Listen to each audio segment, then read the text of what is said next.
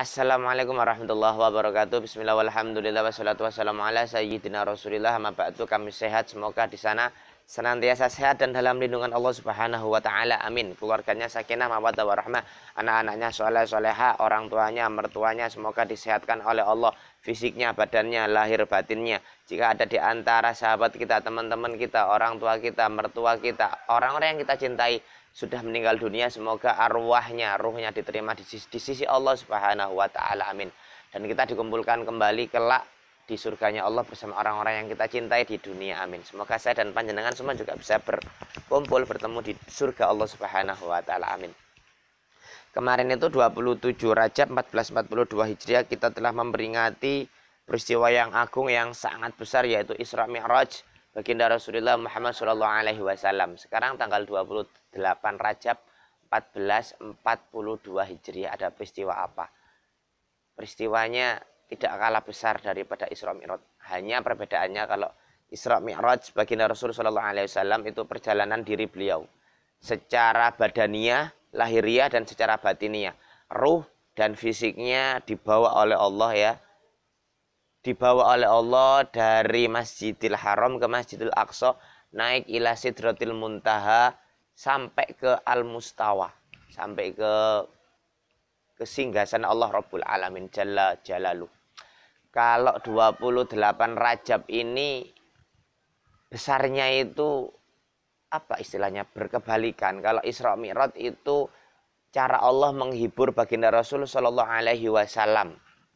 Kalau 28 Rajab tepat 100 tahun yang lalu, berapa itu? 1342 Hijriah. Itu perisai umat Islam dihancurkan oleh orang-orang kafir.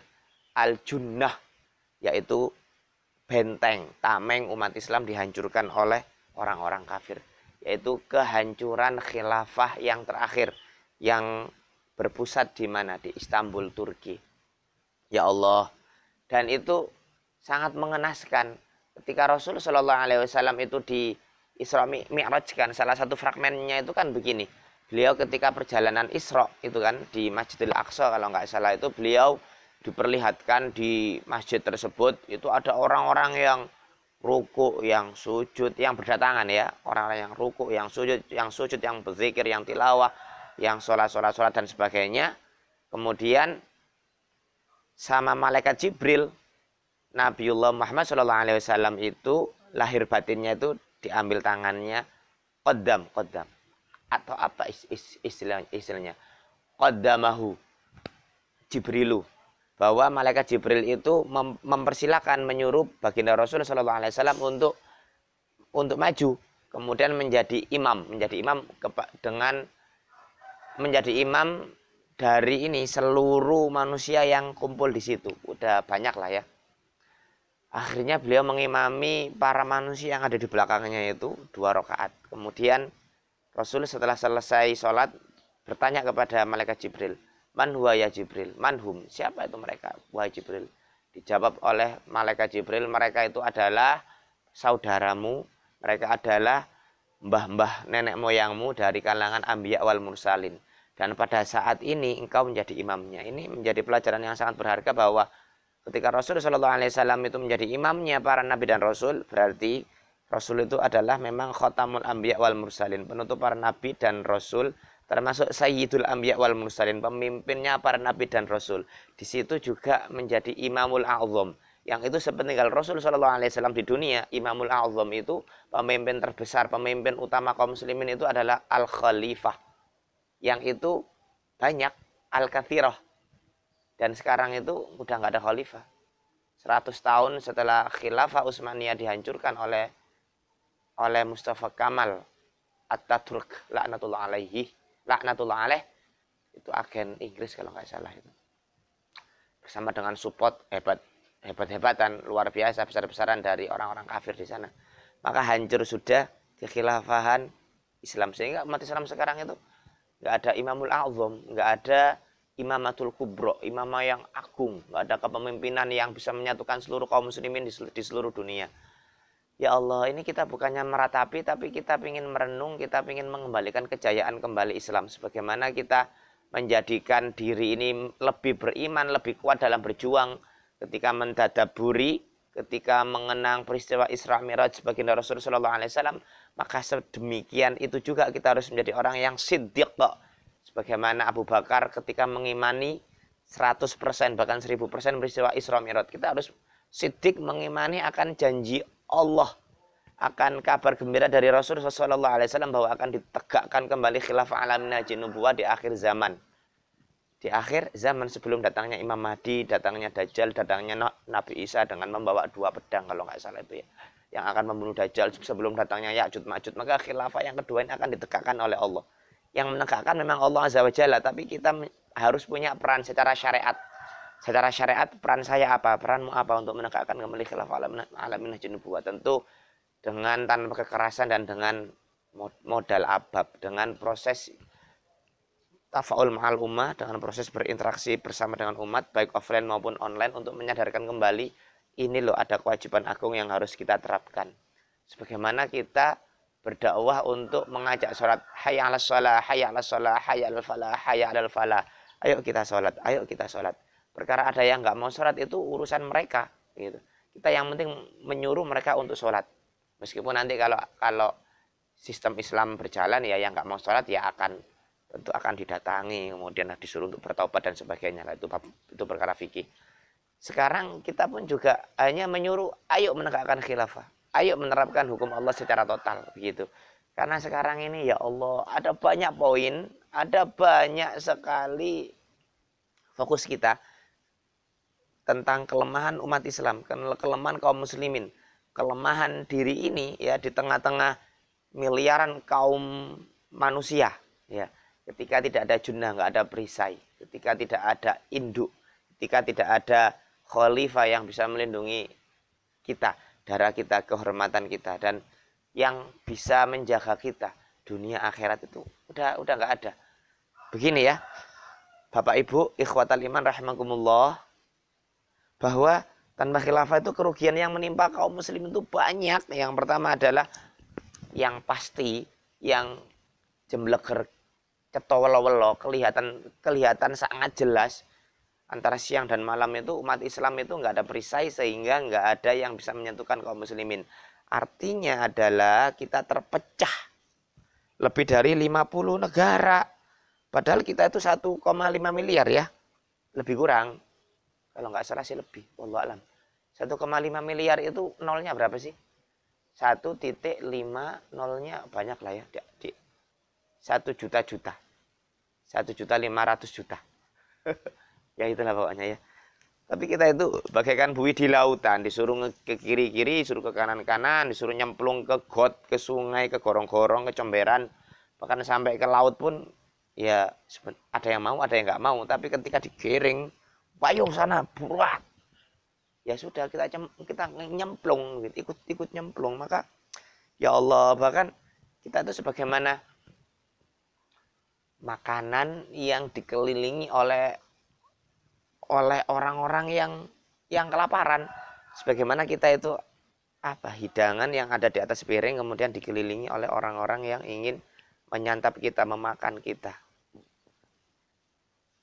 Ketika waktu hadis ini dibacakan, ada sahabat yang tanya, "Loh, ya Rasul, nanti itu apakah kita jumlahnya sedikit? Kan ini kan hadis Rasul yang disampaikan kepada sahabatnya, kelak itu umatku itu akan dikelilingi oleh musuh-musuh Islam sebagaimana orang-orang yang mengelilingi nasi di dalam piring begitu, di piring-piring mereka.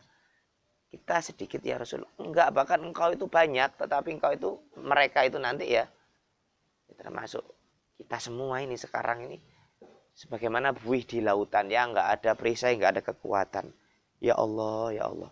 Di samping itu juga umat Islam waktu sekarang ini ya, yang sudah dikabarkan oleh Rasul itu, kenapa sih kok sampai dikelilingi oleh orang-orang yang lapar begitu, seakan-akan ingin memakan kita, mencabik-cabik kita.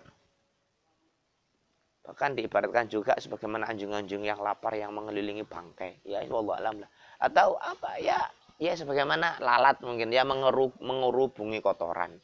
Ya itulah kita itu hina, tidak ada perisainya. Karena kita itu cinta dunia, kemudian nggak senang kematian, benci mati. Lah namanya orang itu pasti mati, masuk dibenci. Yang benar itu bukan membenci kematian, tetapi menyiapkan diri kita agar bisa mati dengan husnul khotimah, lah begitu. Kemudian yang kedua, sebab ketiadaan khilafah itu maka kekayaan kaum muslimin, kekayaan harta, kekayaan dunia, kekayaan negara kaum muslimin itu dirampok habis-habisan, baik melalui legal formal maupun ilegal. Kalau ilegal itu ya, kalau sekarang sih kalau saya amati hampir semuanya itu udah dilegalkan. Bahkan jual beli pulau itu apa itu? Melalui tangan-tangan ya, melalui tangan-tangan pejabat yang ada. Banyak lah ya, pengerukan di dalam tanah, di dasar laut, pengambilan ikan-ikan dan sumber daya alam yang ada di laut itu ya sudah bebas gitu kan. Kemudian pengundulan hutan di mana itu hingga akhirnya menyebabkan erosi, banjir, longsor dan seterusnya. Bikin perumahan yang nggak ramah lingkungan, penggundulan, intinya penggundulan tapi tidak ditanami lagi. Kenapa kok bisa seperti itu? Hak untuk mendirikan bangunan, hak untuk mengambil bahan baku dari hutan, semuanya kan itu lewat proses yang legal formal, diketok palu, disahkan oleh ya di seluruh hampir seluruh negeri kaum muslimin. Penguasanya bekerja sama dengan penguasanya bekerja sama dengan pengusaha, pengusahanya diuntungkan oleh penguasa. Sama, simbiosis mutualisme di atas, tapi yang di bawah ini terinjak-injak. Jadinya kita tuh kiri. Sebagaimana ini nih, sebagaimana unta yang kehausan padahal di punuknya itu, di punggungnya itu dia membawa berliter-liter air. Di atasnya itu ada jerigen berliter-liter air. Tapi unta tetap kehausan di tengah padang pasir. Kenapa? Karena nggak dikasih minum. Atau dia nggak bisa minum. Sama kita itu di negeri yang kaya raya, tapi ya banyak rakyatnya itu miskin, di bawah garis kemiskinan. Karena secara garis besar, secara mayoritas global, kekayaan kita disedot oleh orang-orang yang nggak bertanggung jawab. Min ghairil Islam tentunya. Padahal kaum muslimin itu berserikat dalam 3 perkara. Al-muslimuna syuraka'u fi thalathin fil kala wal ma' wan nar. Kaum muslimin itu bersekutu dalam 3 hal, yaitu padang rumput, air, dan api. Padang rumput ini ya termasuk hutan, termasuk segala kekayaan alam nabati itu ya. Ya, hewani juga. Kemudian air, segala jenis air. Sama api itu ya termasuk listrik. Ya, pokoknya segala sumber daya alam yang menguasai hajat hidup orang banyak itu dikuasai oleh negara, digunakan sebesar-besarnya untuk kemakmuran rakyat. Harusnya kan begitu, dan ini juga tertuang dalam amanat undang-undang kita sih. Tapi ya karena undang-undangnya bukan dari Islam sehingga ditafsirkan seenaknya udele sendiri. Bahkan undang-undang seislaminya Islam, undang-undang itu, undang-undang Islam sekalipun kalau proses mengambilnya bukan dari Islam, artinya lewat suara mayoritas, maka itu nggak sah, itu batil.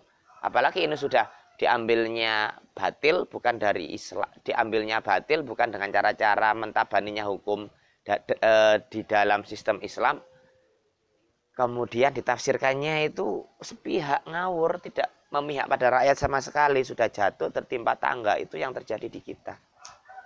Si sadar ya kebangetan. Kemudian yang ketiga akan muncul penguasa-penguasa yang umarok tapi sufaha. Golongan penguasa tapi dia bodoh, jahil. Bukan jahil secara otak ya, tapi jahil secara hati pikiran, jahil secara nuraninya. Nggak mau menerima Islam. Abu Jahal di zaman Rasul SAW termasuk paman Rasul yang paling benci dengan Islam, sangat anti Islam itu. Dikatakan Abu Jahal bukan karena bodoh, bahkan itu Abul Hakam itu, bapaknya hukum di sana. Tetapi dia itu pinter, ahli hukum pidana perdata bisa jadi ya, jahiliyah, tapi sangat menentang Islam sehingga jahil, bodoh dalam Islam. Bodoh tidak mau menerapkan hukum Islam, begitu. Janganlah kita seperti itu. Orang-orang bodoh diserai urusan kaum muslimin, ibaratkan serigala yang disuruh untuk menggembala kambing, maka tiap hari yang kambingnya akan dimakan itu. Sama, rakyat ini diatur, dijaga, diemong, diayomi oleh penguasa yang rakus, yang haus akan darah rakyat. Yang terjadi rakyat tiap hari dicekek, dibunuh, disisap darahnya, mati pelan-pelan. Ini kiasannya begitu. Ya Allah, ya Allah. Kemudian pemimpin bodoh itu pemimpin yang nggak mengikuti petunjuknya Rasul Shallallahu Alaihi Wasallam dan nggak mengikuti nggak berjalan di atas sunnah Rasul Shallallahu Alaihi Wasallam. Artinya nggak mau menerapkan syariat Islam. Sini nggak? Tinggal dikit. Kemudian yang keempat apa? Yang keempat apa? Ketika kita nggak ada junah perisai. Yang keempat itu adalah kaum muslimin kehilangan muru'ah, kehormatan, kehilangan jati diri, kehilangan wibawa, kehilangan sesuatu yang digentarkan, yang digentari, sesuatu yang bisa menyebabkan kaum muslimin itu musuh itu menjadi gentar kepada kita. Kalau zaman dulu kan di zaman Rasul Shallallahu Alaihi Wasallam dan para sahabat serta ketika khilafah masih ada, lebih kurang jarak perjalanan 1 bulan sebelum jihad itu di nun jauh di sana itu udah gentar itu mereka itu terhadap kita, karena kita itu adalah para pasukan yang lebih mencintai kematian sebagaimana orang kafir mencintai kehidupan. Maka mati itu yang kita cari dalam jihad, tapi ya nggak mati bunuh diri, tidak mati tanpa usaha, enggak. Ya kita mati di medan perang tapi kita udah membunuh banyak orang gitu kan. Ya tentu dengan menjadikan syariat sebagai tujuan utama ya. Jadi kita tuh digentari oleh musuh. Musuh menjadi gentar dengan kita. Tapi kalau sekarang itu dikasih amplop, dikasih suap, dikasih 100.000, 200.000, 1 juta, 2 juta, 10 juta, 20 juta, 100 juta, 200 juta, 1 miliar, 2 miliar udah keder, udah KO. Ya gimana penguasa mau mengayomi umatnya ketika disogok uang, disogok harta, tahta, jabatan aja sudah kolab duluan. Maka kita itu nggak ada wibawa. Ya Allah, ya Allah. Padahal kita itu umat yang terbaik loh. Kuntum khairu ummatin loh kita itu. Yang telah diturunkan ukhrijat linnas, yang telah dikeluarkan oleh Allah dari rahim manusia. Tapi ta'muruna bil ma'ruf wa tanhauna 'anil munkar. Wa tu'minuna billah. Kalian itu mengajak kepada yang ma'ruf, mencegah kepada yang mungkar dan beriman kepada Allah. Baru tuh kuntum khairu ummah. Kita tuh sekarang udah menjadi bukan menjadi khairu ummah, bukan kaum musliminnya. Kaum muslimin tetap aslunya kaum muslimin itu khairu ummah. Islam itu ya'lu wa la yu'la alaih. Tapi kondisi sekarang tidak memungkinkan kita untuk menjadi khairu ummah karena kita terjajah di mana-mana. Di mana-mana fisiknya terjajah, akidahnya terjajah, budayanya terjajah. Negerinya terjajah secara ekonomi, secara sosial, budaya, hankam, secara semuanya. Ya Allah, yang di atas rebutan kue kekuasaan, yang di bawah diinjak-injak. Yang kelima, tempat suci kaum muslimin yaitu Masjidil Aqsa itu diambil alih sekarang oleh Yahudi laknatullah alaihim. Padahal itu kiblat pertama kaum muslimin sallallahu alaihi wasallam. Umat Islam, umatnya Rasul sallallahu alaihi wasallam ya, kaum muslimin umat Rasul Muhammad sallallahu alaihi wasallam. Kiblat pertama itu di Masjidil Aqsa, kemudian beralih ke sini nih, beralih ke itu Masjidil Haram, yaitu Mekah, yaitu di Ka'bah. Di situ banyak dikebumikan para nabi, di situ juga menjadi lahan berjuangnya para nabi. Nabi Bani Israel banyak yang di situ. Tapi sekarang tidak dikuasai oleh kaum muslimin. Sahabat kita rakyat Palestina itu banyak dijajah di sana, dijajah di negeri sendiri tuh, diusir dari negeri sendiri tuh. Ya Allah, rasanya bagaimana begitu. Itu karena nggak ada khilafah. Nanti kalau ada khilafah itu nanti Masjidil Aqsa pasti hakul yakin akan direbut oleh kaum muslimin dan terjadi peperangan yang dahsyat. Bisa jadi perang dunia ketiga itu antara kaum muslimin dengan orang-orang Yahudi. Ya tentu dengan sekutu kafir-kafir yang lain. Yang itu akan kita habisi semua itu mereka itu. Ya Allah. Karena mereka sudah zalim, sudah merampas tanah kaum muslimin di Palestina begitu. Dan yang keenam, ini yang kami cukupkan di sini yang terakhir ya. Bahwa umat Islam itu asing dengan ajarannya sendiri. Umat Islam itu dulu muncul dalam keterasingan dan sekarang itu di akhir zaman umat Islam diasingkan kembali. Yang menghafal Quran dicap teroris, yang menutup aurat bahkan pakai niqab atau berjilbab dianggap radikal. artis hijrah dari zulumat ilan nur dianggap radikal. Orang-orang yang mengajak untuk menerapkan Islam kafah, untuk menegakkan khilafah dianggap radikal. Khilafah itu udah seakan-akan momok monster yang harus ditakuti. Padahal khilafah itu menyatukan kaum muslimin, menjaga darah kaum muslimin, menerapkan seluruh hukum Islam dengan metode dakwah dan jihad akan bisa menaungi seluruh dunia ini dengan syariat Islam. Itu dianggap sesuatu yang asing, gharib. Itu kabar yang asing. Aku kok nggak tahu ya? Iya, karena kita udah lama nggak hidup di bawah sistem Islam sih. Maka dan terakhir yang ketujuh berarti ya, Al-Quran dan Rasul Shallallahu Alaihi Wasallam dihinakan dan kita nggak bisa melawan dengan kekuatan fisik. Bisanya hanya mengutuk, mencela. Ya Allah, ataful iman kita itu selemah-lemah iman. Semoga di Jumat Mubarak 28 Rajab 1440 Hijriah tepat hari ini 100 tahun Hijriah yang lalu kaum muslimin kehilangan junnahnya, kehilangan perisainya. Semoga ya Allah jangan lama-lama ya Allah Engkau membiarkan kami hidup tanpa induk, tanpa junnah, tanpa perisai, tanpa khilafah ya Allah. Amin. Dan insya Allah untuk dalil-dalil ditegakkannya khilafah itu wajib itu insya Allah akan kami sertakan di bawah ini ya, tulisan dari guru kami Ustadz Azizi Fatoni dari Malang. Sehingga kita tuh nggak ada syak, nggak ada keraguan lagi bahwa khilafah ini wajib. Dan kita bagian dari umat Rasul Shallallahu Alaihi Wasallam itu yang meyakini bahwa Rasul itu hak, Allah itu hak. Itu harusnya kita juga meyakini bahwa ajaran Islam itu hak. Ajaran Islam itu bisa menenteramkan dunia lahir batin, bisa menjaga seluruh darah, nggak hanya kaum muslimin sebenarnya, darah orang kafir pun yang ada dalam perjanjian itu juga akan kita lindungi loh, begitu. Kita akan bisa melindungi seluruh ad-du'afa, orang-orang yang lemah di seluruh dunia dengan diterapkannya syariat Islam. Demikian, mohon maaf atas segala kekurangan, hanya ini yang bisa diberikan. Semoga bisa menjadi sanguni urip, bisa menjadi bekal hidup kalau saya mati nanti. Semoga bisa tetap abadilah ya di YouTube ini, minimal sebelum YouTube-nya bangkrut. Allahumma shalli sallim ala sayyidina Muhammadin wa ala ali sayyidina Muhammad walhamdulillahirabbil alamin. Subhanakallahumma wa bihamdik asyhadu an la ilaha illa anta astaghfiruka wa atubu ilaik. Dadah Kak, terima kasih. Assalamualaikum warahmatullahi wabarakatuh.